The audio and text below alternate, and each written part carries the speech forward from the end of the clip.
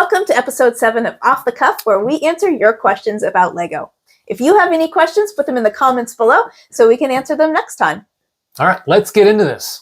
Our first question comes from the comments of the last Off the Cuff episode, Okay. and they want to know, have you ever used the Build Together mode on the Builder app when we're doing family builds? No, I have not. Technologically wise, I'm not the greatest. So I tend to use what I'm familiar with. In terms of Lego, it's paper instructions or just getting the PDF off of Lego for doing some sort of building challenge. In terms of other Lego technology, I use Studio, and that's about it. So I haven't tried that one yet. Maybe we'll try that soon. Yeah, it's a good idea. Yeah. Our second question is in regards to your recent custom Chinese restaurant. Oh. They want to know if you will be making instructions for them. Okay, well, so I just mentioned Studio. I'm working on that. So there are a couple of instruction manuals that I want to make, including the ones for our custom modular for the family reunion celebration. The problem with Studio, and I love it, is that it takes a long time to actually get everything lined up and then to put it in good form for instructions. Like, you have to go through and edit a lot of the angles and a lot of the sub-steps and sub-builds and all those kinds of things. So it takes a lot of time. So on top of building it and then kind of reconstructing it, then editing all the PDFs, takes a little bit of time. But I am going to be working on that. I do have a custom build coming out soon that will have instructions on the day we release it. So that'll be, I think, the second time we have instructions, and then we'll go back and do the family reunion celebration custom modular for you guys. So check that out. You can go to Rebrickable and find our one instruction manual that we have so far, which is for the botanical gardens. Yeah, we customized that 3 botanical gardens, and I think it turned out great. So check that one out. Our next questions are on the medieval town square, which will be released soon. The first question on it is, will it connect directly to the Lion Knight's castle? Ooh. Well, first of all, thank you all for watching that video. You know, it's crossed 50,000 views, our most watched video ever. If you haven't checked it out, you can by clicking up there in that corner. I don't think they're going to be connectable to the Lion Knight's castle because there's really not a lot of castle elements to it. There's the one tower in the tavern, but I don't think that's going to connect directly. I think these are just buildings that hinge together, and I'm doing this weird thing with my hands, which is making me laugh right now. So go ahead and just laugh if you're watching this right now. Oh, good job. Yeah. So, you know, like it'll fold together, but it's not going to be something you can attach. I kind of wish, but I don't think it fits scale-wise. I also don't think, well, it's not that it wouldn't fit scale-wise. I just don't think it matches the level that you're at, because you got the dungeon for the Lion Knight's castle. But it would be sweet if it did. One possibility would be to maybe put them inside the Lion Knight's castle. So if you extended the Lion Knight's castle, made it like a couple different versions, like added 2 of them together and had a big section in the middle, you could put some of these in there and then maybe connect from someplace on a level terrain. I get that idea from the old Lego castles from the 1980s, where you could put a lot of them together, connect them, and then you could actually do some separate things on the inside. And in fact, Lego had some idea books from way back in the 1980s that showed castles like that. So they'd have this huge perimeter wall, and then they'd have, you know, an inn or a stables or blacksmith and things like that inside of that. So that'd be pretty cool. We even have a video out on the Black Falcon's fortress, don't we? We did combine a lot of them. Yeah, a lot of the Black Falcon sets from the 1980s, but we don't have all of the modularized ones built at that time. So we don't have like the King's Castle and some of the other Lion Knight sets from back in the 1980s. But yeah, that's kind of the same idea. So you can check that video out as well. If you scroll way back in our channel's history, that was like 3 years ago. So it's rather old. Next, can you compare the medieval town square to the leaked images from last year on it? Yeah, so the leaked images that came out last year, first of all, it was really an interesting day for Lego fans. Lego, first of all, hates leaks. And so they, I think, pulled the images fairly quickly, but some of them still exist. You can see a bunch of sets that they thought about releasing this year, including the Sorting Hat, which is coming out, the Snow White's Cottage, which is coming out, and, of course, this set right here. So we know some of those sets have been announced already. Others have yet to be announced, like a buildable Simba, the bare door, and some others. So I think from the blurry image that I saw, right, and so that's kind of the disclaimer here, the town square was maybe a little bit bigger and more substantive in one of the buildings. I think it was taller. It might have been the tower, the guard tower, and some other aspects were just a little bit bigger, and maybe they scaled it down a little bit. Now, the purpose of the leaked image really was, it was a survey that they gave to different people to say, look, would you be interested in buying this? Would you spend X, how much would you want to spend on this set? And so they may have taken some of that feedback and scaled things down.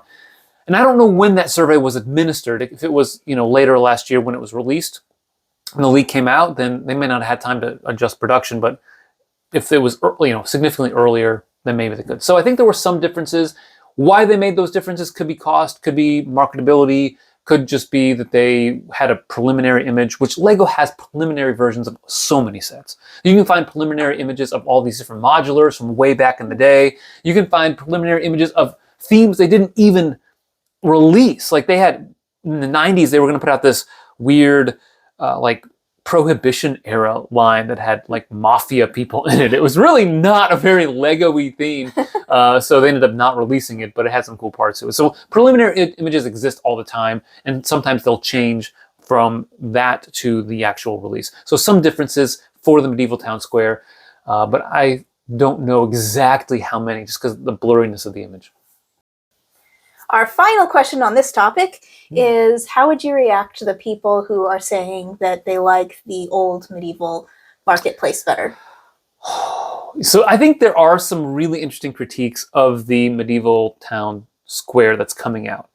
And I noted some of them at the end of that video, so I don't want to rehash them all. But basically it's, how big is it when you fold the buildings together? The lack of animals, like there are a bunch of animals in it, but there's only one goat. The original came with 2 cows. There's no horse. No cows, no chickens, and I think it kind of feels empty for a lot of fans in that regard. And then, of course, it comes with fewer minifigs than maybe you would like for a $230 set. Now, I do think it's an interesting comparison to the original Medieval Market Village because that one was $100. And so it's smaller than this one. It's less detailed than this one, yet still has some similar functionality to it. You've got some play features with the water wheel. You can fold the buildings together, so they do fold up a bit smaller than they look on the box. But I think one of the important things to consider in differences between these two sets is that this one, the new one coming out, was released a year and a half after the Lion Knight's Castle. It's hard to top the Lion Knight's Castle, right? Like that's just such a huge, impressive set, and it's the first big castle we've seen like that in a long time. The Medieval Market Village was the first real civilian medieval set we got in a long time at that time. And it was different from everything else. And so I think that wow factor was different then than it might be now. So if you prefer the old one, it could be because of value. $100 for 1,600 pieces was really good. It could be because they brought out some brand new things like the cows. It could be that they had some new pieces that came back that had never been or hadn't been used in a long time, like the turkey, the actual turkey body. They had turkey legs in sets, but not the turkey body. And so that was a great set to get some of that, the pieces that medieval fans wanted for a long time. So, and some people have commented on the color scheme as well. Yeah, I think the color scheme, honestly, is good for the new one. I like it. I know some people, the dark tan and the olive. You like that, though. Yeah, I think it looks great. Yeah. So, I think it's... But they liked the blue of the old one.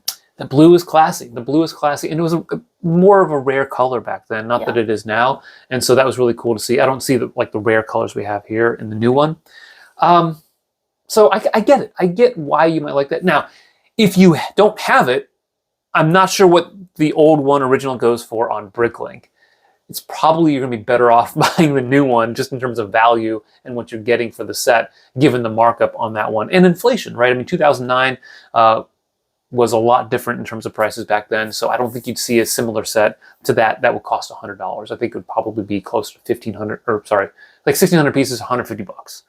And so for this, you're getting, I think, a pretty good value for what it is. Understanding that it's missing maybe a couple of things that fans wanted. So. All right, we're going to shift gears. Okay. What is the likelihood that our next modular will have a unique architectural style? such as Art Nouveau, Art Deco, Internationalism, Mid-Century Modernism, Brutalism, some hypermodern styles. Ooh, yeah. So probably not great. I think Lego has established the modulars as being kind of a throwback to a lot of older, like late 1800s to 1930s architecture, with a couple of exceptions. You might see something, but I don't know. Like I'm wary to make that prediction right now, just because it's unlikely given how modulars have unfolded over the years. Now, we mentioned in the last video that I'm 99.999% confident we're going to get a corner building. The odds of us getting something different with a corner building, I think, go up a little bit more. Here's why. There's only so many ways you can do corners in Lego. If you look back at some of the more recent corner buildings, like the corner garage had a very weird angle to it. And that was on purpose because, you know, they didn't want to do another 45 or like 90-degree angle. Then you get the boutique hotel, which is, I think, one of your favorites. So you love that modular. No? Okay. I mean, I do like that modular a lot. I don't know if I like it more than the majority of them. Fair enough.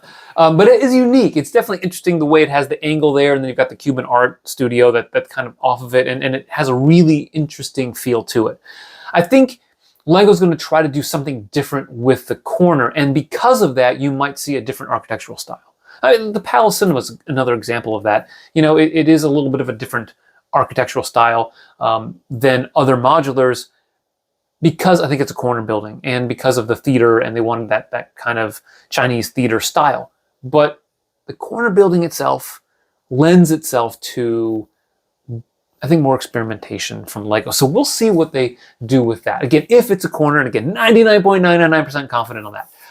So we'll see. Yeah, I'm not going to go ahead and say that we're going to get something brand new, different from that. I think it'll probably be in line with what we've seen over the last 15 plus years of Lego modulars. But we'll see. There's a chance. Saying there's a chance. For our final question, Tomas wants to know how wide the Ninjago City sets are, all 4 of them, side by side. Well, thank you, Tomas, for the question. So we've got, let's see, 4 of those Ninjago cities. And this is mental math, because off the cuff, I have to really put me on the spot here, Tomas. So you've got 2 that are 32 studs in the Ninjago City and the Ninjago City Gardens, and then you've got the docks and the markets that are 48 studs. So that's 96 plus 64, so 160 studs. So there you go, 160 studs wide, which is, what, 5 base plates? Each base plate is about 10 inches long. So you're looking at over 4 feet of Ninjago City sets. All right, thanks for that quick analysis for us and that mathematical computation. Yes. There we go. That's all for today. Remember to comment below with any questions you have for next time. Please like, subscribe, and always remember to keep building together.